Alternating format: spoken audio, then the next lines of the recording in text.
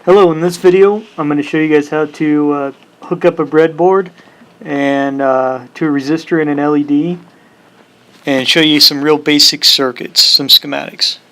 Okay, so as far as safety goes, the battery itself is producing power, sending it to the resistor. This resistor is getting hot. I can put my finger on it, but it's pretty warm. I wouldn't want to leave it because it would burn me. So what you guys need to be aware of is if you leave something like this hooked up like it is, could be in 5 minutes, could be in an hour, this resistor could get hot enough to catch on fire. So it is a fire hazard, so you don't want to leave these things hooked up and leave the power on when you're not around. You know, this fire hazard could burn something down. So you always want to disconnect it. Okay, when you're done messing with it, disconnect it.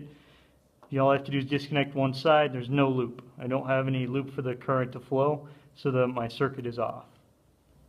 Alright, so I'm going to explain a little bit about some of the terminology that I'm using. So I've talked about voltage. So voltage from a battery, it's creating energy. So voltage is the electricity version of energy. It's stored energy in my battery. Okay, in an electrical circuit, I usually have a positive and a negative if it's DC. So I'll have positive, negative, so I have some voltage source right here. Okay, in our case it's going to be 9 volts DC. So I have a positive and negative side, right? I've got, in this case I've got a positive is a little one, negatives on that one. So if I'm holding it like this, you can see that there's my two ends of my voltage source. So that's my circle. Okay, my wires go from the voltage source. So in a simple electrical circuit, I would have some load. So in our case, we're going to have a resistor. And we said it was 15 ohms. Okay, and then I use wires to connect the battery to the resistor.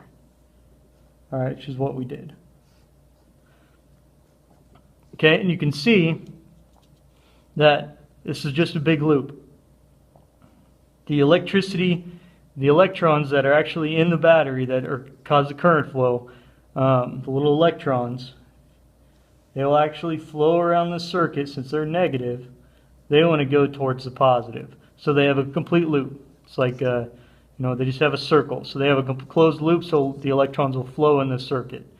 Electrons flow from negative to positive, since this is where they're at. They'll flow around my circuit towards the positive side. Okay, because unlike charges attract. So that's your basic electricity in a nutshell. All right, so you're probably wondering what this little white board is. This is called a breadboard. For a lot of beginning electricity, use breadboards to easily hook things together. So I could have taken this resistor, okay, and I could have held it to this wire, just like that, and then I could have hooked here. And my circuit's complete. You can see my loop's flowing. My loop is complete. So I will get electricity flow just like I had before. But that's kind of a pain in the butt. So I use a breadboard to hold things together. Okay, so I can take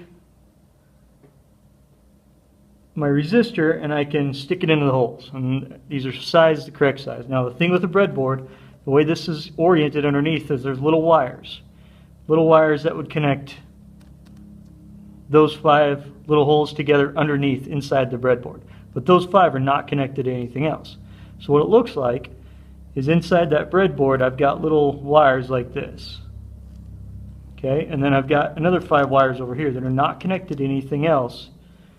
Okay, so I'd have little wires underneath that. So when I plug my resistor in, it touches a wire.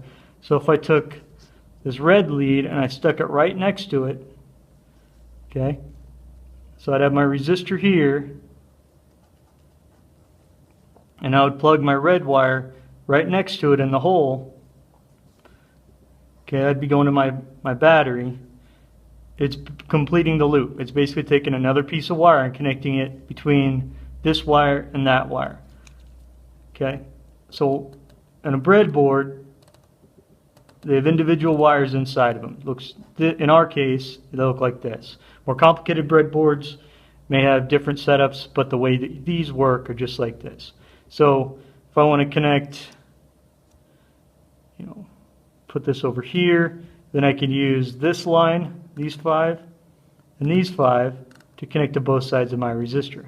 So I can take wire there, and I can take my other wire there, and my circuit's complete. Electricity is going to flow out through the red, go through the resistor, go to the black, back to my power supply. So in effect, my loop is complete by using a breadboard. These are very easy to prototype circuits, to mess around with them, because I can just plug and play. I don't have to solder anything. Oh, that was warm. All right. So I know resistors are really cool, but they really don't do anything. So I want to add in an LED. This is a light emitting diode. Okay. The electronic symbol for an LED looks like kind of like an arrow. Okay, that'd be your symbol for this component, LED.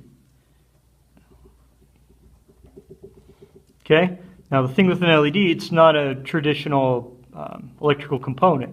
It's a semiconductor. Okay, and it has some special properties. So in this case, it only allows current flow one direction, so it acts like a check ball. Okay, so it'll only allow current flow to flow the way that the arrow is pointing. Conventional current flow. Okay, so it only goes that way. Okay, the way you figure that out is the LED, if you look at the symbol, if you look at it, at the base of this LED, of the plastic, it's a circle. Okay, but there is one flat side. Okay, I know you can't see it on here, but if you look at it closely, there's a big circle, but there's a flat side. Okay, what that means is that this leg coming off the flat side, this flat side corresponds to this flat bar. So that's the leg. So if I put positive voltage on this side, I will get current flow to flow through it, and I'll show you how to hook this up. Okay, so we're going to use a breadboard. I am going to use an LED or a resistor to slow down the current flow a little bit for the LED, because LEDs normally only take about 2 volts. And you put any more than 2 volts, which their battery creates 9, and they'll burn out immediately. So you use a resistor to restrict the current flow through the circuit. Okay, so I'm gonna alter our diagram here. I'm gonna put in an LED.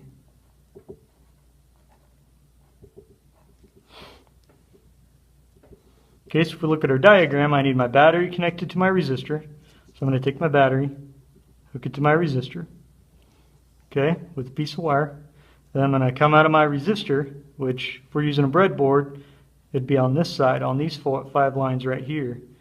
And from there, I'm going to hook it to my LED. Now you can see this back side, so I want the flat spot on my LED to face away from my resistor. Okay, so that's this side.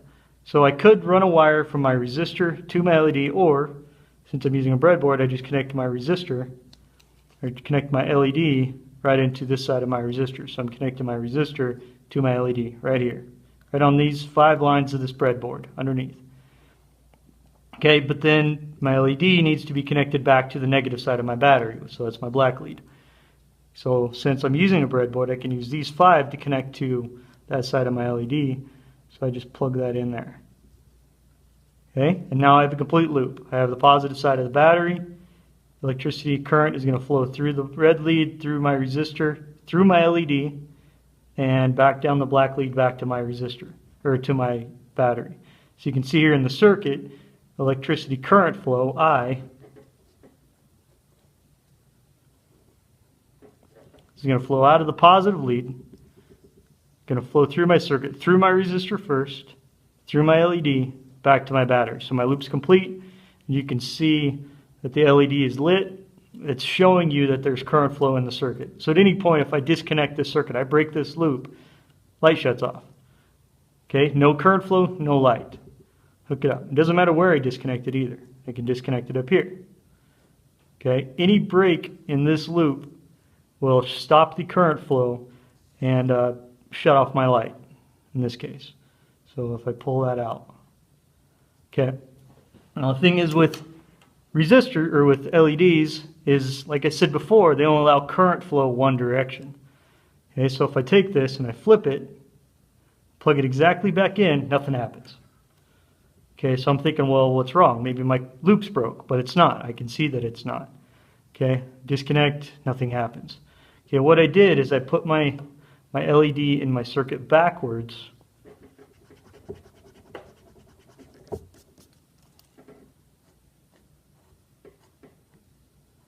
Okay, put it in backwards.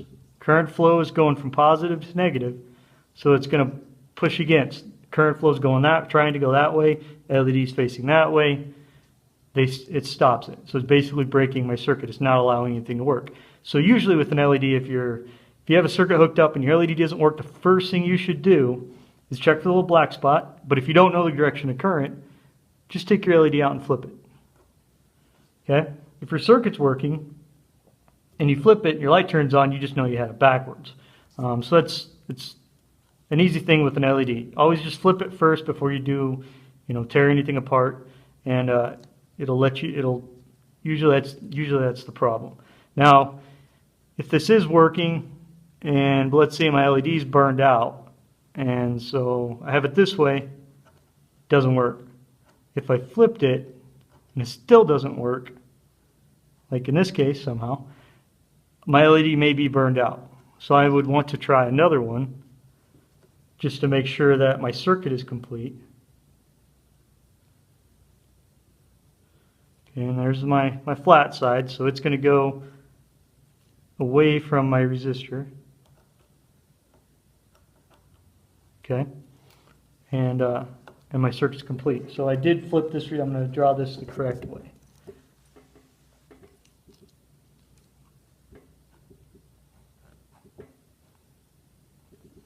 Okay, I'm going to draw it the correct way. So now I have current flow from positive to negative and through the loop, and the resistor is facing the same way as the arrow for current.